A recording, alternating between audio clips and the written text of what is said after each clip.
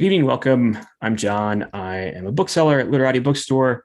We're so pleased to welcome Jeff Kass and some special guests this evening in support of Jeff's new book, Center Mid.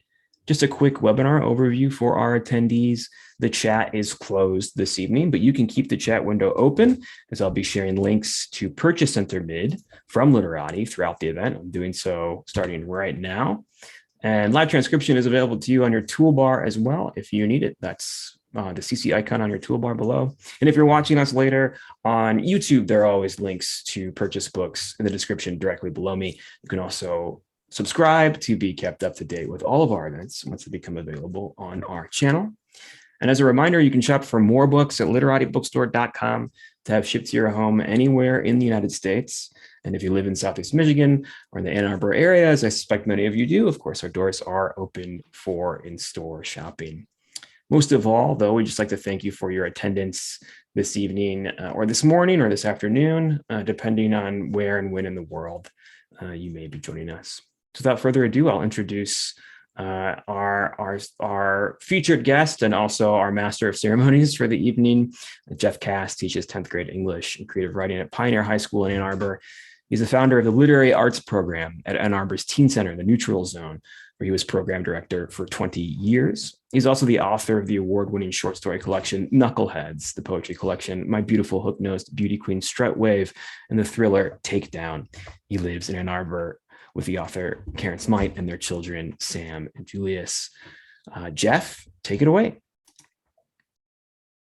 All right. Thank you, John, so much for having us. I would like to thank Literati Bookstore in general for being such a force for good in the community and for always supporting the young writers and supporting me and just being such a wonderful presence in downtown Ann Arbor.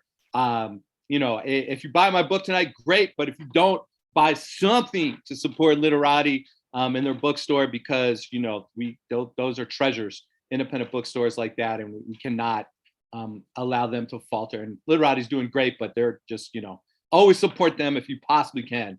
We appreciate that very much. So thank you for tuning in. I'm very excited today, not only to read from my book, but especially to provide an opportunity for some of the young writers from creative writing this semester to share their work with the broader public. It's been an intense semester, right? And I should have thought of this like earlier and realized it, but over the past 2 years, so many of our young people have experienced loss, right? In so many different ways, not only just losing out on experiences like prom or sporting events or whatever, but many of them have lost people in their lives, either to COVID or for other reasons. And this has been such an intense semester in terms of the writing that's come out of that. So I do want to prepare folks who are listening that these writers are not playing around, you know what I mean? Like they're going deep and their work is fantastic, but also can be really intense. Right. It's right now for me, my main job is like grading creative writing portfolios at the end of the semester, and to read them, to like immerse myself in the work of 60 young writers is incredibly emotionally draining because of what these students go through and how they write about their experiences. But it's also really inspiring, as we continue through these difficult times. It is the young people that I get to work with on a daily basis that really give me hope for the future and really help me, get up every morning and go to work and really think about what we can do as a culture to grow into the country and the kind of planet that we all want to be part of. So it looks like we've got at least 5 youth writers here that we're going to hear their work. So I'm very excited to present to you number 1 from my 5th hour, incredible writer, Dawson Mercer, who I know wants to continue writing at the collegiate level. Dawson is just a force in class, not only in terms of their writing, but also in terms of offering feedback to other people, just being all in on everything we do.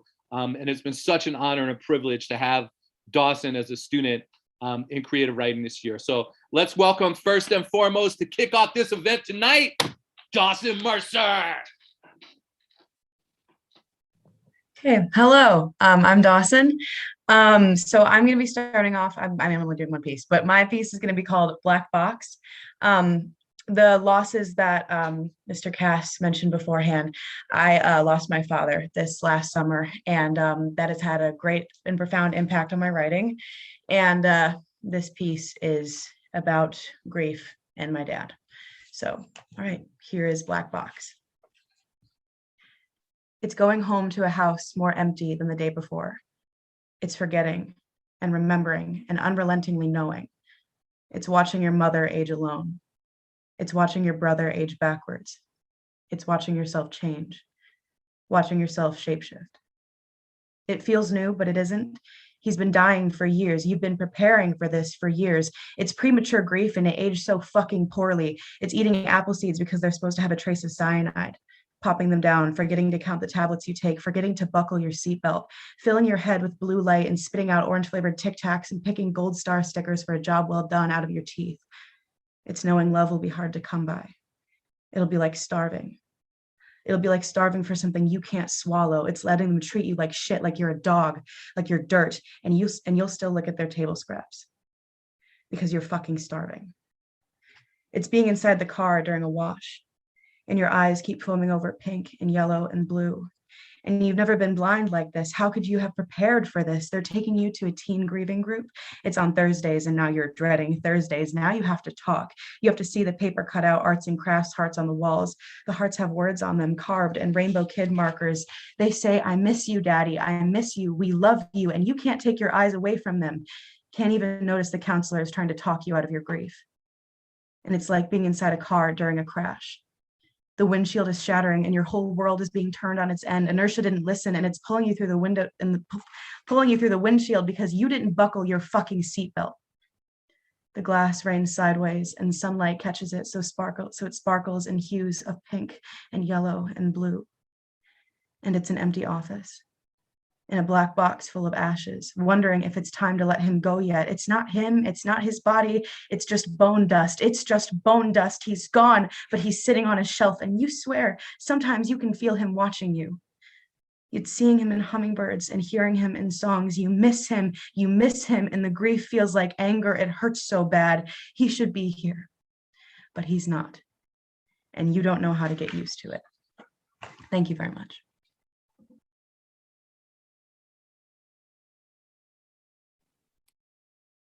Wow, Dawson, that's intense. Everybody got to give it up for Dawson.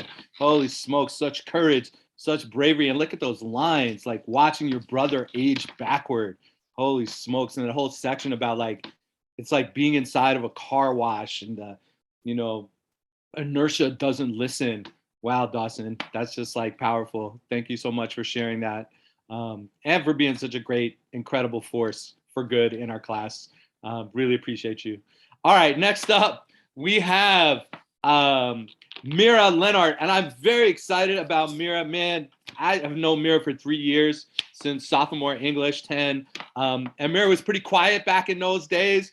On occasion would say stuff, and it was always like so cool because Mira just has like the most interesting mind, and I just love listening to them and like what they have to say.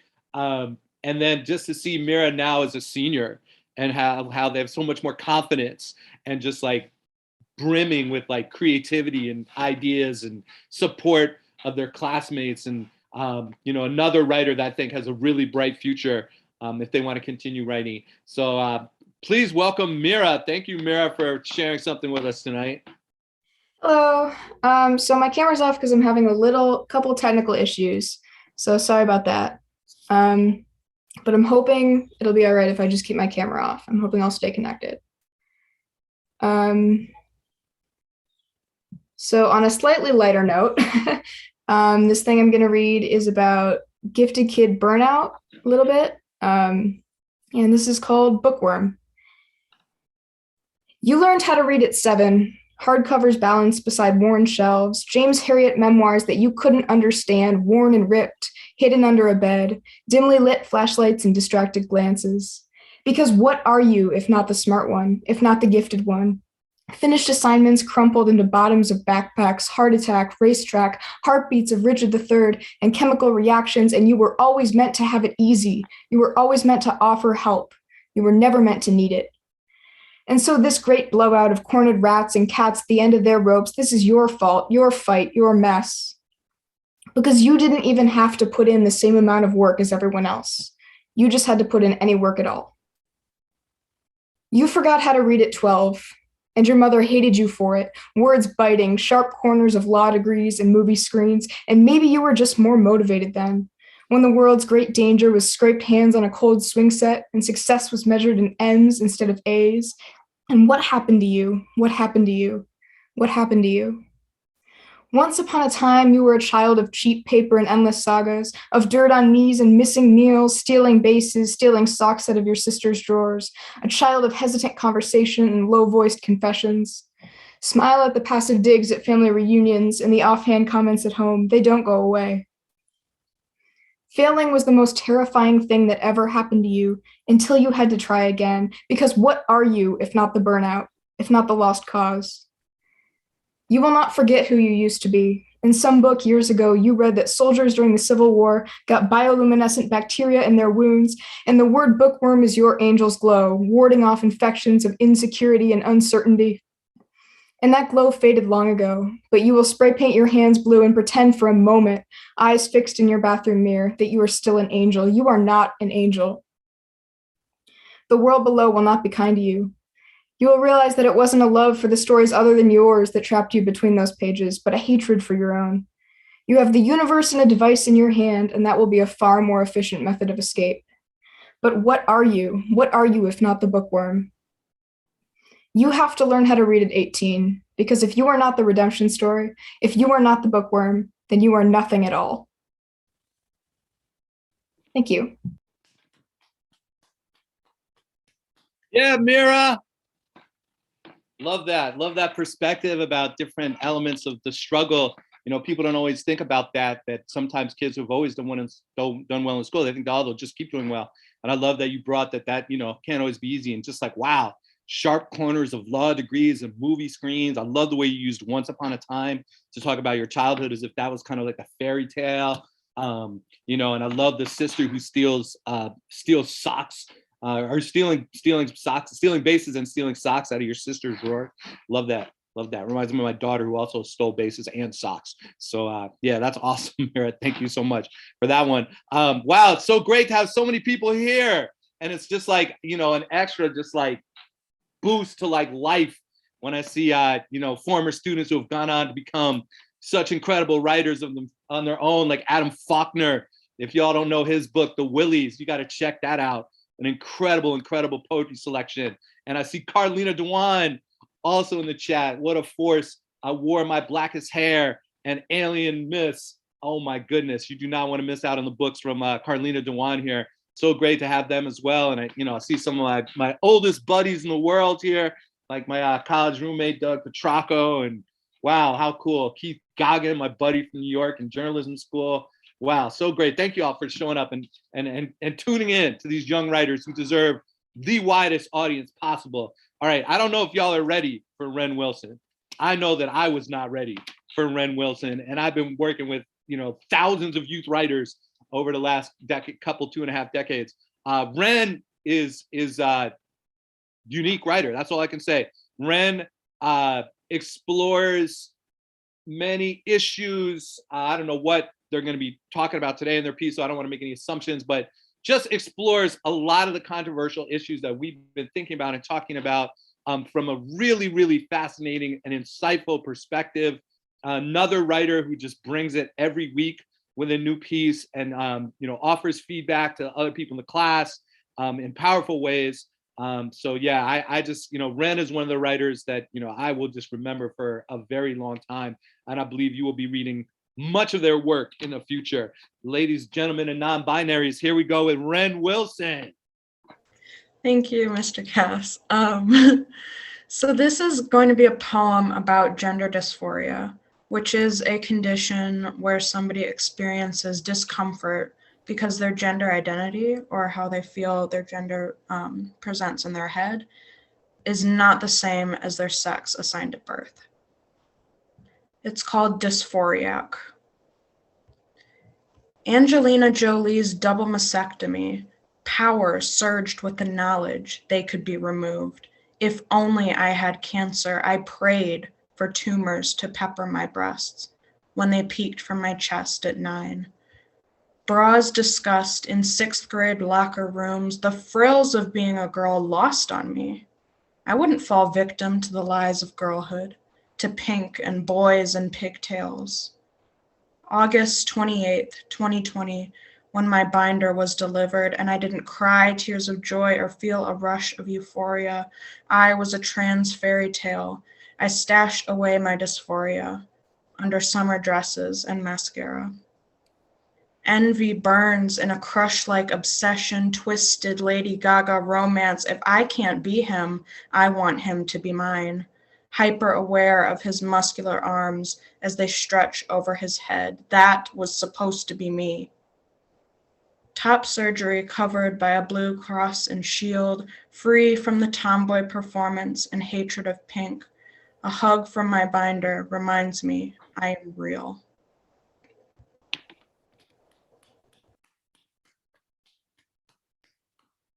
Wow, Ren. Like I said, there's just so much in what Ren writes. I can't even like quote individual lines. It's like that whole piece, every word, wishing for cancer to pepper their breasts. The hug from the binder, reminding they're real as an ending line, just so powerful. And Ren, again, I appreciate the courage. I appreciate the willingness to try to share what you feel with other people. And I know that it does more than just, people trying to understand you. It helps people understand all kinds of people. So thank you so much also for being such a force in our class and such a terrific person and writer. Okay, I believe we have one more individual piece here, and then we're gonna hear a group piece at the end. So the next writer also is somebody that I've been very fortunate to know for several years in 10th grade English. They were also a huge force at the Neutral Zone, along with Dawson in the literary arts program and in the poetry slams. Leah is somebody whose writing just continues to grow. And also like Mira was very, very quiet sophomore year, but this year as a senior has really demonstrated a lot more confidence, a lot more willingness to help a lot of other people with their work and to talk and just be a huge part of class. So yeah, ladies, gentlemen, non-binary, yet again, another incredible writer. Here is Leah Morgenstern. Hi, thank you. My piece is called Femininity. I keep my head to the stars, where Ursa Major crescendos to a zenith in the cruelest of inks. I find solace in observing as wild deer arabesque beneath Nara's drooping cherry blossom trees, and sunlight drapes itself across wooden bridges. Aphrodite's cascading curls entangle my eyes. I lock my chocolate pupils on her face. I don't look down. I bask in Jellyotown's snow-ridden hills, trace my fingers along the black cat's hunchback, observe a pair of cross-legged doves seated in outbillowing dandelions, but I don't look down.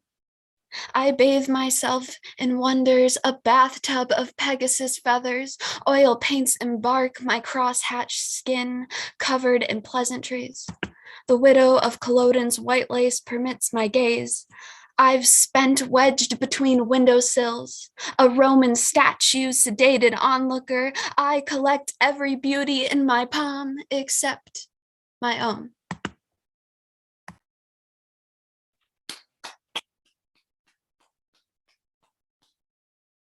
Wow, Leah, again, just amazing writing. I just love this whole sense of I want to tell all my students, not just the girls or the boys or anybody who identifies as anything else, man, y'all all need to understand how beautiful you are and not be worried about some kind of convention.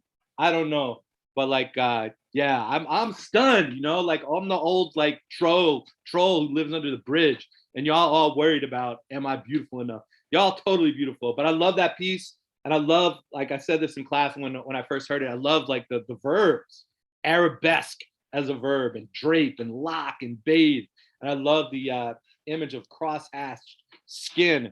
Oh man, great job, Leah. Thank you so much also for being such a force for good in our class.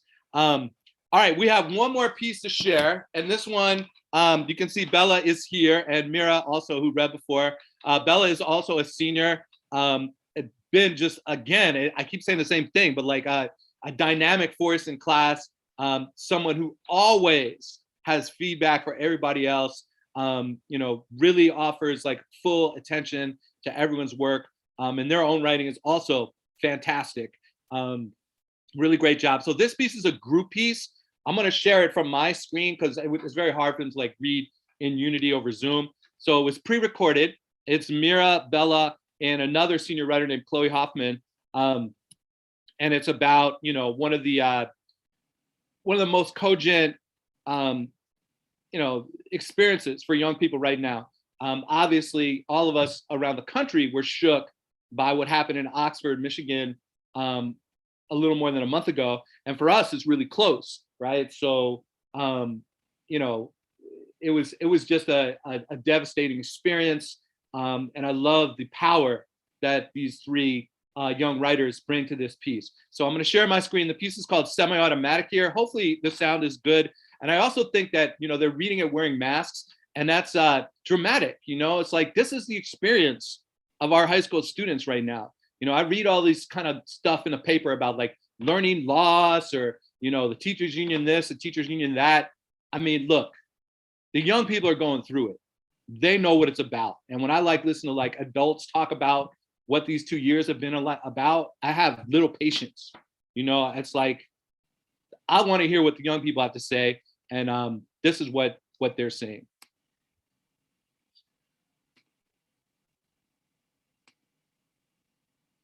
Okay, hopefully this is working for everybody, and you'll be able to see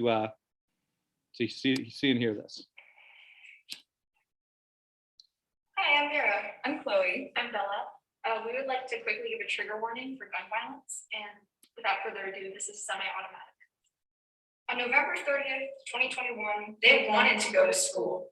They opened their blinds that morning. The moon was still half awake along the treetops. They just decorated the Christmas tree last night. Maybe their parents were still fast asleep. Maybe they left without saying anything.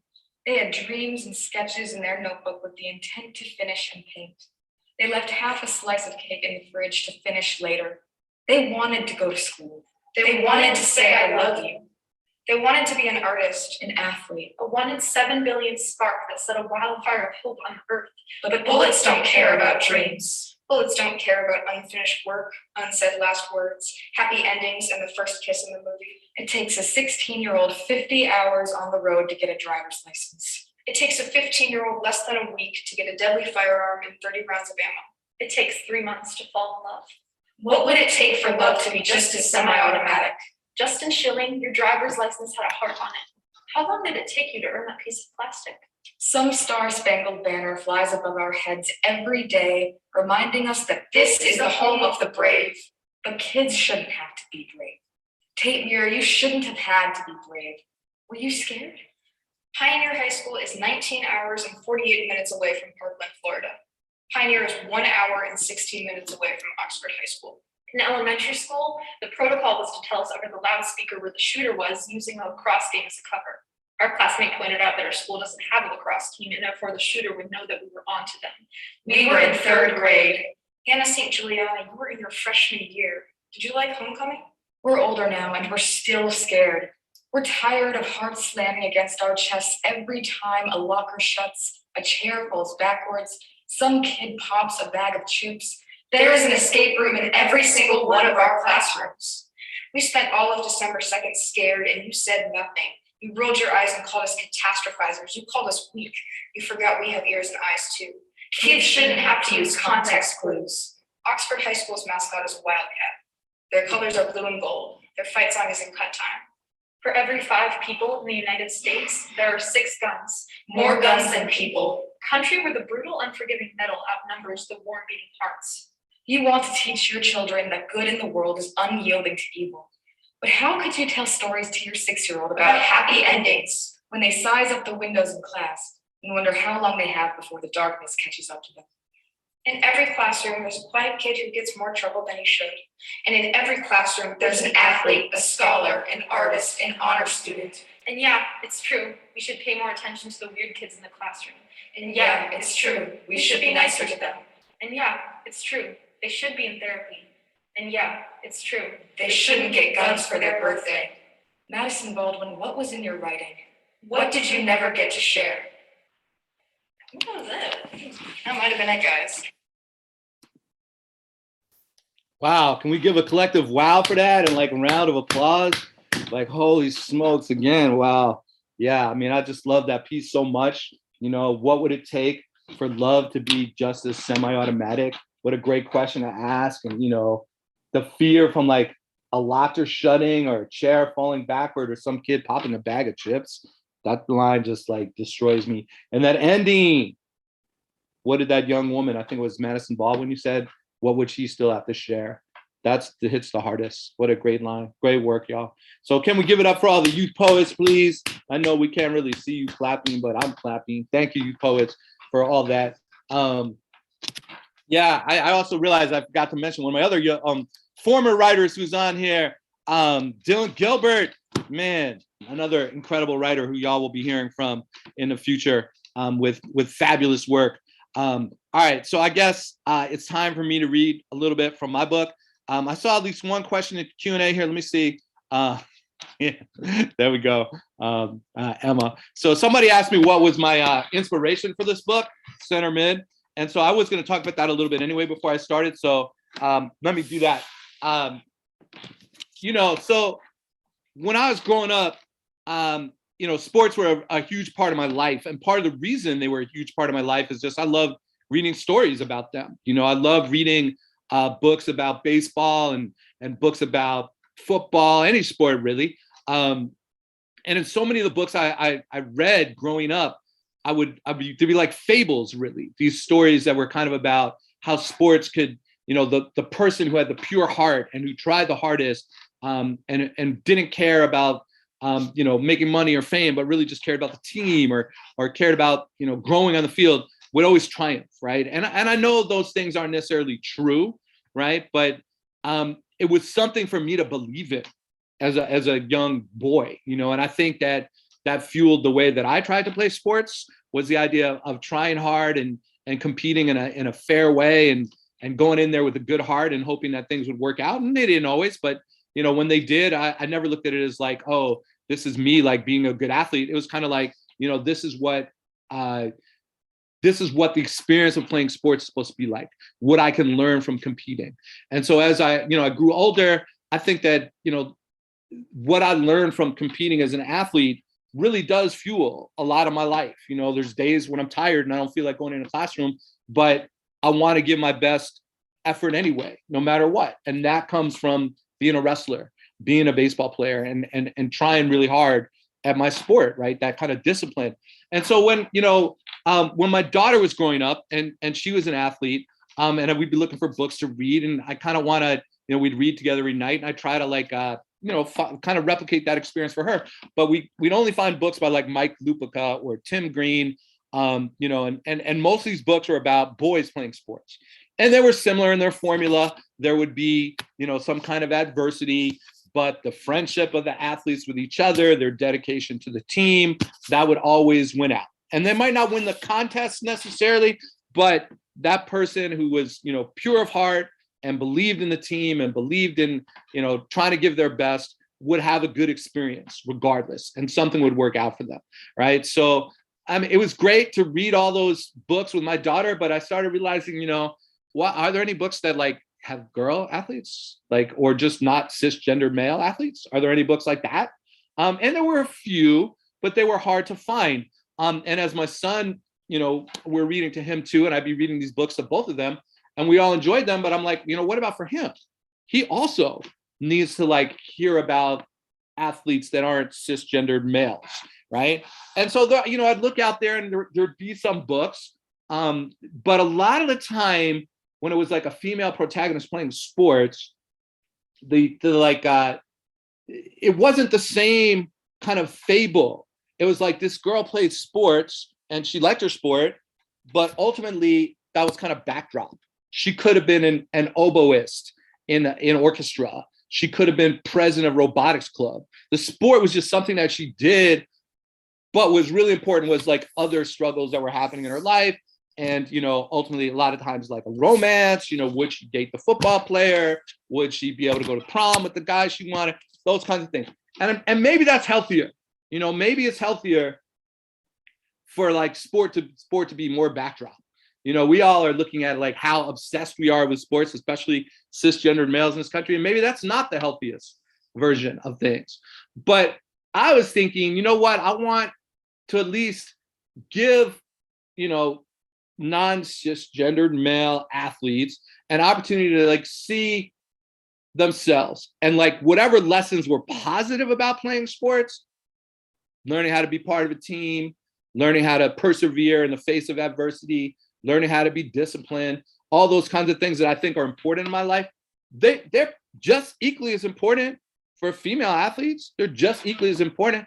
Why wouldn't we have books where sports could be foregrounded for non-cisgender male? And, over the years at Pioneer, I remember reading an essay several years ago by Claire Brush, who was a field hockey player. And, Jane Nixon's teams are famous for, having a run in the mornings during the summer at 8:39 in the morning, and they're running up the hill from Main Street to Pioneer, and how grueling that is. But they're doing it because they know their conditioning will pay off 3 months later in October when they're vying for a state championship. And Claire Brush wrote this like incredible essay about that, and how as a freshman, she wanted to like hang with the seniors on those runs coming up the hill up from Main Street back to the field stadium. And I remember Sam, my daughter, also, having similar desires to want to hang with the seniors. And that was like nothing easy to do when, the seniors like Alice Hill, who's like all state runner and like, runs for Michigan now.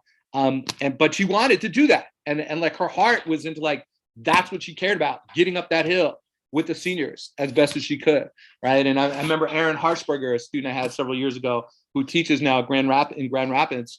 And she was a senior at like an incredible field hockey team with Maya Gompert and the Stahl twins and like state championship. And she didn't even play much, but she was writing about how much she cared about the bond with her team and the sisterhood. And I was like, you know what?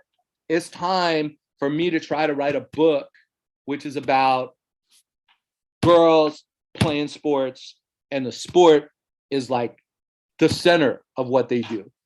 And of course, they have other things going on in their lives. No one's going to say that they don't, but that any lesson that, I would have learned as an athlete should be foregrounded in these stories. So when I wrote Center Mid, which I'm hoping is going to be the first of a 3-book series, the idea was to have the sport, like, yes, these field hockey players might have to deal with some other stuff going on in their lives, because obviously, as we heard from our youth writers, our young people have a ton of stuff going on in their lives. But at the same time, maybe the sport isn't just something they do, but it is part of like who they really are. And the sport is what fuels them, gives them the strength, the lessons that help them get through other things in their lives. So I kind of wanted to write a book that was kind of like a fable, in the same way that those books were for me when I was a kid, and that they were for my kids, although they had like boy protagonists, write that same kind of fable where it's like, man, your team is everything. Like Bo Schembechler says, the team. Like your team, like, yeah, that boy might be a jerk to you, but you still got the team. Yeah, you might be struggling in math right now, but you still got the team. You know what I mean? You still got your sport. You still got that love for competition. So that's what I was really trying to do. All right, so I'm going to read a little bit of this. I think I'll read 2 short chapters. I'm not going to read the first chapter because my students have heard that one before because I've read it in class. So I'm going to read chapter 2 and chapter 3. Basically, this is a story of a high school field hockey team, which is not Pioneer, but obviously is based on a lot of the stories I've heard from Pioneer field hockey players and female athletes. One other person I do want to shout out to for this is also Crystal Westfield, who was an incredible like legend at Pioneer as a teacher and a basketball coach. And unfortunately, we lost way too early to cancer a few years ago. But I can remember when my kids were younger, one day taking them out for breakfast. And Crystal was out to breakfast also with the basketball team that she was coaching.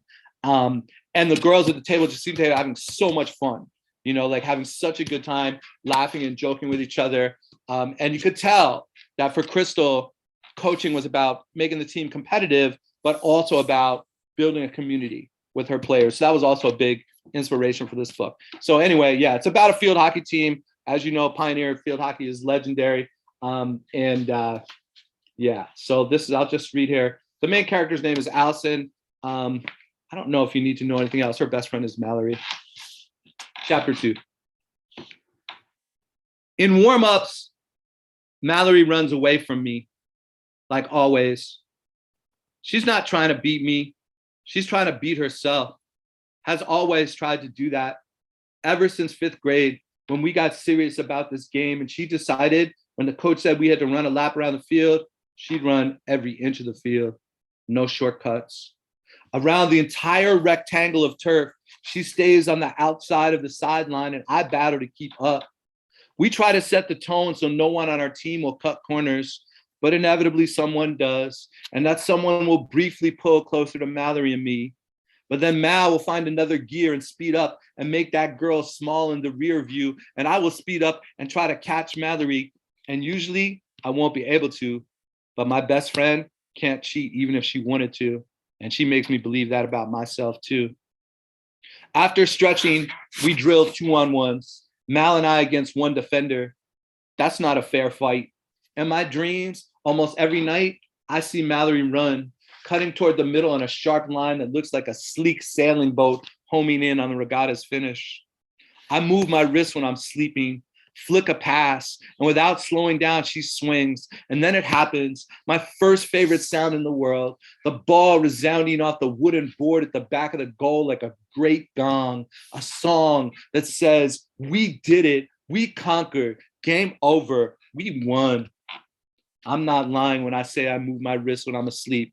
I dream the dream of passing to Mallory as many nights as I can. It's a dream that keeps me from dreaming about being the sad girl with no college scholarship, the lonely loser all the time girl, the tough girl nobody likes, or worse, the dream of my mother passed out in a ditch. In real wide awake life, we kill it. The defender rushes toward me, and when her hips move past the point where she can't go back, that's the instant I flick the pass. Mal's open, and her booming shot never moves. If the defender chooses to block the passing lane, I fake, and then I'm gone. My own booming shot smacks the wood. Nobody stops us. Even Julie B., super wealthy and super hardcore gender warrior who was all state last year and is going to Princeton, she can't stop us. We score every time. After practice, we go with Julie B to Subliminal Burrito. It's basically a lame burrito haven because this is the Midwest and not many people know how to make burritos the way they do, for instance, in California. Still, we are hungry and we smash. I cover my burrito with so much guacamole, it looks like a mountain of green mud avalanched all over it. Julie B, with great pride, tells us how Tamara broke up with Edwin. We all agree this is progress. Edwin's a graduate of the same school of how to be a horrible boyfriend as Jake, so score 1 for humanity. Julie B, with less pride, tells us how her whole AP stats class cheats on every test, even the kid who has the golf scholarship to Notre Dame. Isn't golf the sport where you're supposed to be honorable, Mallory asks? No one's honorable, Julie B says. No one anywhere. Chapter 3. Now she's going home to see her mom. At home, my mother's drunk. Why not? It's Sunday evening. She's outside in the backyard, sitting on a metal chair with chip white paint, her wine glass and ashtray on the table next to her, also metal with chip white paint.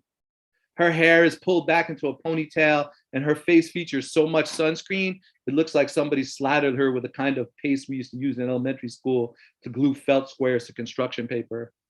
Even though she smokes way more than necessary, she's always lecturing me about how I'll get skin cancer if I don't lather up as much as she does. I kind of believe her, but I still don't do it. Did you eat anything, I say, when she hears me open the sliding door on the porch and turns her head so I can see her ghostly face, her pupils dilated from sun and alcohol. She ignores my questions and smiles like she's the light of the world, which she is, still beautiful, even with the pasty layer of sunscreen, My mother is disappearing.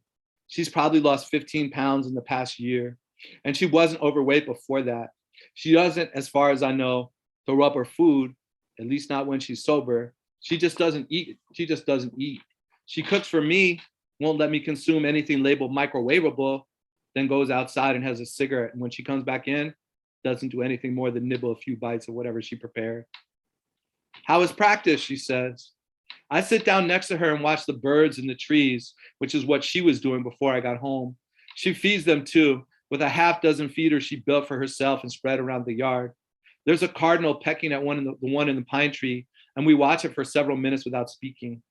If it were 1992 and our story were a 2-hour movie on cable, this would probably be the time where she tells me my father or that moody boy I like called while I was gone. But that was a different world. And now anyone who wants to reach me calls or snaps or most often texts directly. My mother is not in the middle. She never has to relay me messages, never has to know who I'm talking to or not talking to. Not that it matters. My father never calls anymore anyway. It's too late for him to care. And honestly, I no longer want him to. Are you hungry, she says? I shake my head. We stopped for burritos. Practice was great. Mallory killed it. She hit all my passes. Total Mal and Al show. That's good. I would have cooked. I know. For a while, we don't talk again. A blue jay cuts across the yard and chases the cardinal from the pine tree. Then the cardinal doubles back and bullies the blue jay. It's like the country's national mood. The red party, then the blue one, then the red again. I make a joke about it to my mother. She acts like she doesn't hear me, so I have to snicker at my own cleverness, which feels terrible. Part of me wants to take my phone and throw it at the birds.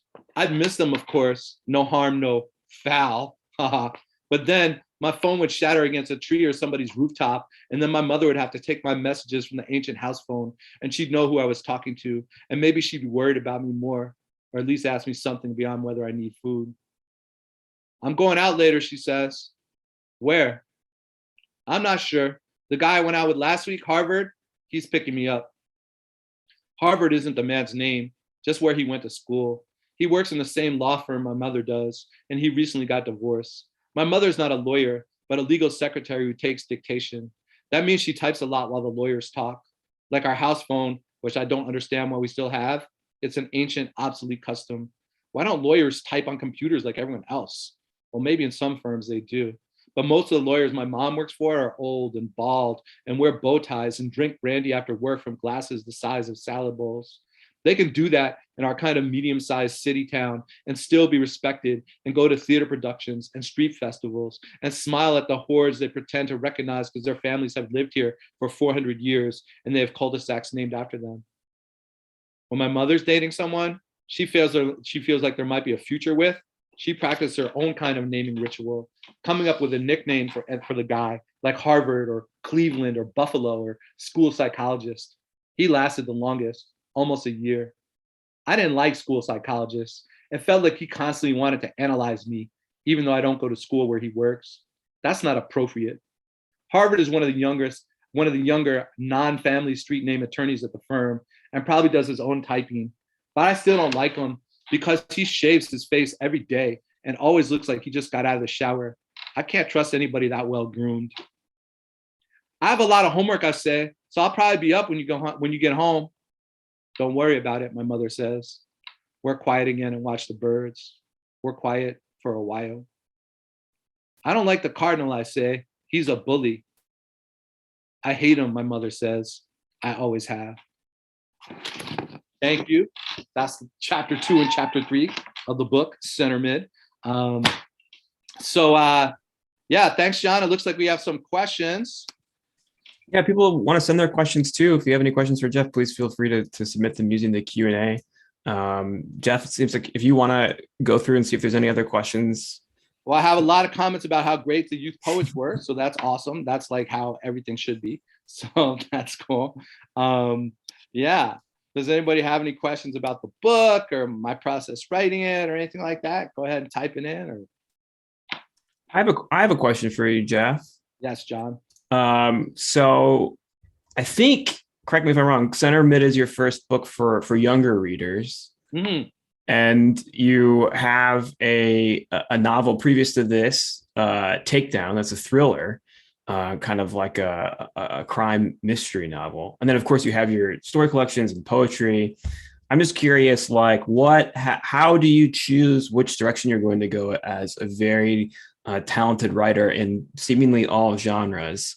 And what made you sort of gravitate towards this story being a story for for young readers, or what attracted you to that, to go in that direction with this project? Yeah, that's a really good question, John. And I think, it's when I played baseball when I was a kid, I was kind of like that too. I played infield, outfield, catch. Only thing I didn't do was pitch. But I always wonder too, if maybe that wasn't the greatest thing. Maybe I get to be like a jack of all trade and like master of none kind of thing, But I just, whatever I kind of feel like doing and what my project is in my head of what I want to do is kind of the direction I go, right? So this is not a hard and fast rule, but I would say like 90% of the time, if I want to write about a real life experience, that turns into a poem, right? So when I did teacher/pizza guy and that whole year of like working at Cottage Inn delivering pizzas, that was like, how am I going to tell this story? It came out as poems as opposed to essays or, a short story about a pizza guy or something like that, right? But, when I just kind of have more of an idea of just like that's growing in my head, like, well, what would make an interesting kind of tale, and it's fiction, then, then it becomes, a short story or a novel. And I love YA. I've always loved YA.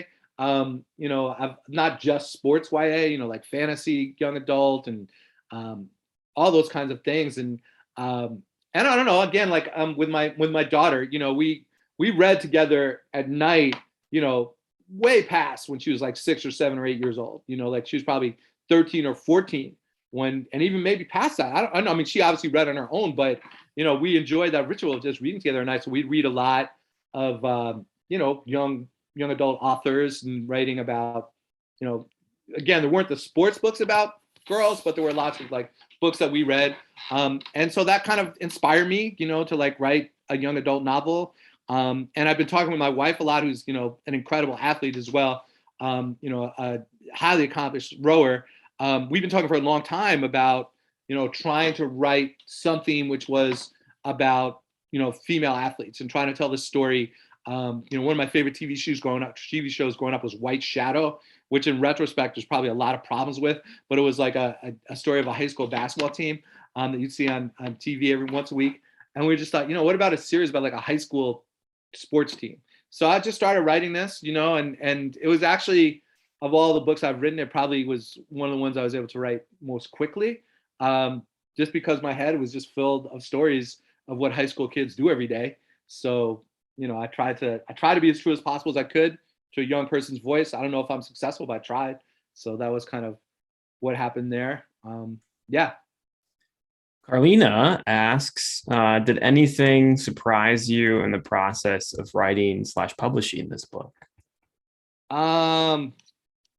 Yes, I would say a lot surprised me. I did get lots of help, like from some, students that I'd ask them to read it and comment on certain elements of it, and, female athletes. And Jesse Heber was very helpful for me, teacher at Pioneer who played field hockey, and Emma Hamstra, who's on the Zoom call here and teaches at Community now. Emma would constantly tell me all kinds of stories. I think when I was writing,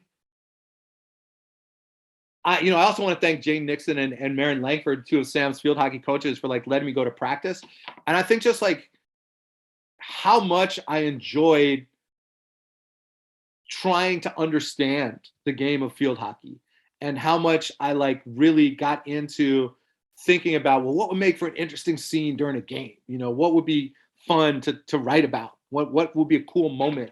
And I think that's just really enjoyable, to kind of think about sports in that way, to like watch something on the field and say, okay, how can I translate that into a story? So that was really fun. In the publishing process, I don't want to hate on the press that it's on. I love Fifth Avenue Press as a local press, but I tried to send this book out, to hundreds of agents.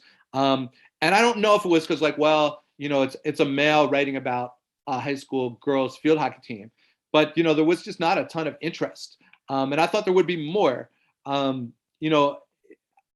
always operate from the place as a writer of like wanting to write something that's not like what everyone else is putting out there, right? But I think sometimes agents are more interested in like, how does, is this kind of with what's already out there? Like they're looking for something similar. So I don't know. I mean, I was surprised it didn't get more traction with like a larger press, but maybe the next book will, which I think the next book in the series is going to be better than this one. It's deeper, it's more personal, and I think it it's going to be like, yeah. I mean, I love this one, but I think the next one's going to be even better. Yeah. Nice. I love an answer also that anticipates other questions. There was a question here about if you interviewed other athletes. You answered that. You've revealed that this is part of a series, which answers Dylan's question. It's very exciting to know. And you mentioned that it came together very quickly. Cameron wants to know, how long did it take entirely to write the novel? So when I say it came together quickly, what I mean is I wrote the first draft in maybe like 6 to 8 months, which is pretty quick for me, because obviously I work full time. Usually I have more than one job, so it just kind of, it was like I wrote a lot one summer, and then I kept writing through the fall during field hockey season. And I got a lot of advice from my daughter, Sam. She read the earliest drafts and would tell me about it, and that really helped. And then once the process, and I'm terrible at this, I need advice from like Carlina and Adam here about the business side of writing, because I submit stuff, but I'm very slow with that process. So writing the letters to agents and like waiting for all that to happen, and took another year. And then when we finally decided to go with Fifth Avenue Press, from that point on, it probably took another year to a year and a half. So the whole process was probably close to 3.5 years for it to become the book that it became, although I wrote the initial draft in 8 months. My next novel, which is actually not in this series, but is one called Forgotten Man, is my craziest book. And I think it's the best thing I've ever written. I don't know when it will get published. I'm just I just finished the first draft and I'm working in the second draft of that. But that book I also wrote in 6 months. That basically was 7 months. I started in November of 2020 and finished in June of 2021. So that was like during a pandemic when, every day I would wake up like 6 o'clock and write for 2 hours before Zoom school. And I think that was my way of like dealing with Zoom school, of getting the energy to like sit in front of a computer all day and talk, to these names on a screen, was to like write for 2 hours and have that creative energy like flowing through me. So that was another one that just came pouring out. So I hope that that's kind of like all the future books that I write will be like that they'll just kind of pour out like that. I don't know if that's really what's going to happen, but maybe. So that'd be cool. I see Molly Rayner on here too, another incredible former writer. What's up, Molly? I think we have time for a few more questions. Molly writes, she wants to know what are the differences in writing poetry and writing fiction for you, the process, the purpose, the feeling of it, etc. Yeah, that's a great question, Molly. So one of the things is, like I said before, like I think poetry is how I process like true experiences.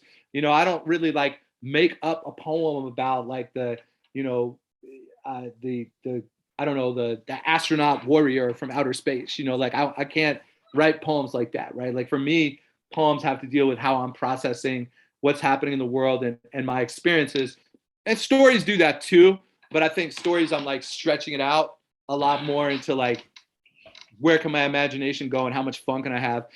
What I love about writing stories and novels is characters will sit in my head for a long time, and a lot of the writing that actually happens for a novel for me happens inside my head while I'm walking the dog, or while I'm, in the gym working out, riding the exercise bike, or even late at night when I'm like listening to a baseball game on the radio or something. And I'm thinking about, this character, and I kind of like, I don't want to say the character talks to me. I don't think it's like a mystical process or anything weird like that, but I think there's like, I get to know this character. Like I create this person almost like a friend, and that becomes somebody I like want to know more about, and I want to understand what's this character going to do.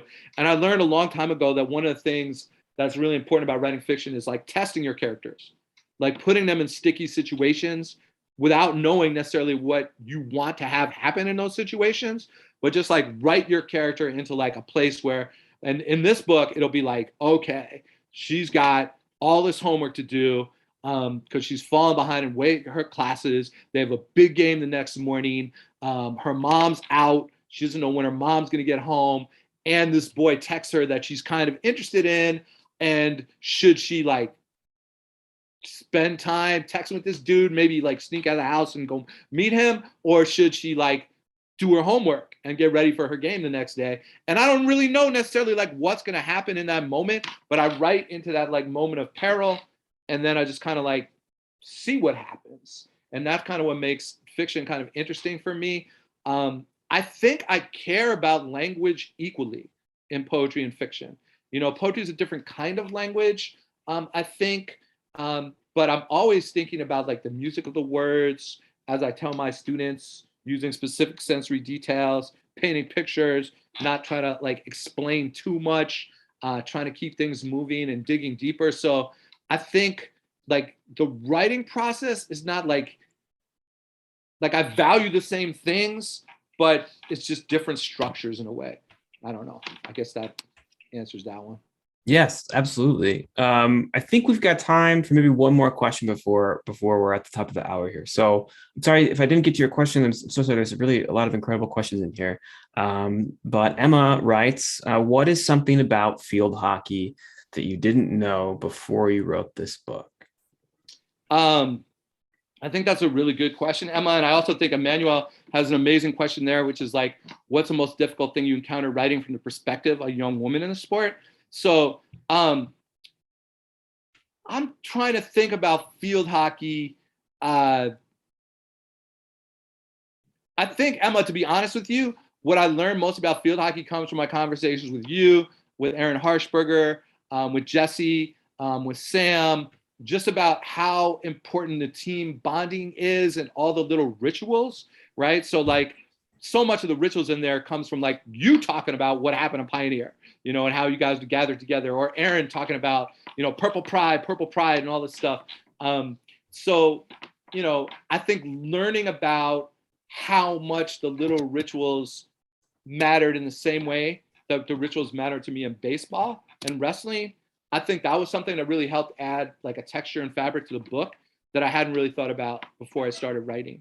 But Emmanuel's question, I'll just try to do this quickly because I think it's really important about writing from the perspective of young women in sport.